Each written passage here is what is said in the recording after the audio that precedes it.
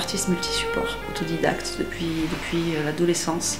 J'ai vraiment eu du mal à me définir déjà en tant qu'artiste et reconnaître aussi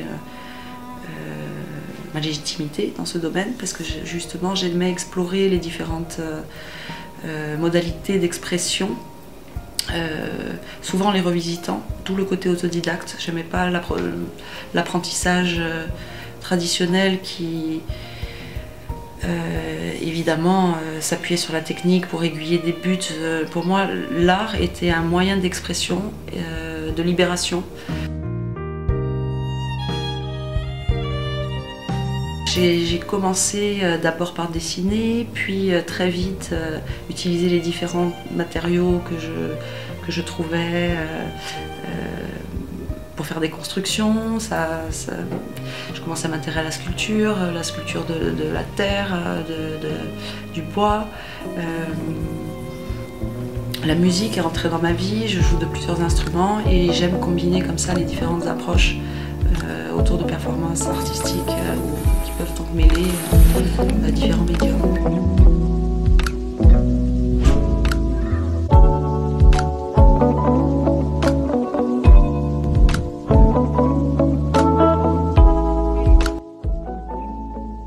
Je crois que vraiment mon inspiration elle est ouverte sur le monde, parce qu'elle se tourne aussi beaucoup vers l'Espagne, vers l'Amérique du Sud, vers l'Asie. C'est là où j'ai du mal à dire que j'ai un style en particulier ou qu'on peut me mettre dans une tendance artistique ou un courant artistique.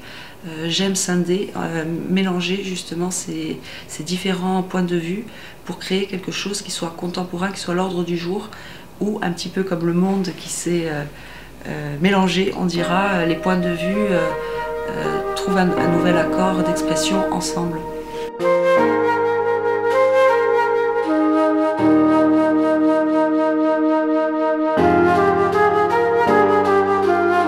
Actuellement, je présente des objets qui sont à la frontière entre la sculpture, la peinture.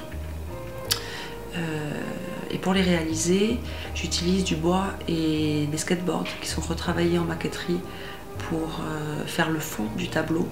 Et sur le dessus, j'y appose des carreaux de céramique que j'ai complètement retravaillés, que je crée de A à Z, qui peuvent aussi sortir du simple carreau et se transformer en forme, avoir du relief,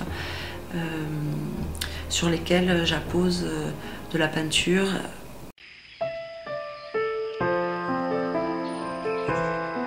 La bouche, le cœur, en effet, présenté de manière presque minimaliste,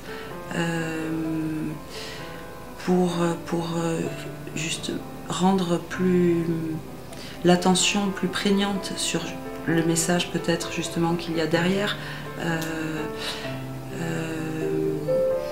qui est finalement très simple, mais que l'on a tendance à oublier. C'est une manière de focaliser aussi l'attention sur ces symboles très simples qui s'expriment de manière épurée. Une bouche et une bouche, là. Non, parce que pas toutes les bouches expriment les mêmes expressions. Celle-ci, elle se veut tournée vers l'autre, ouverte. Elle dit des choses, elle embrasse l'autre, elle est réconfortante. Elle cherche un contact avec l'autre. Donc il y a justement un symbole qui exprime quelque chose d'interne, mais qui va vers l'extérieur.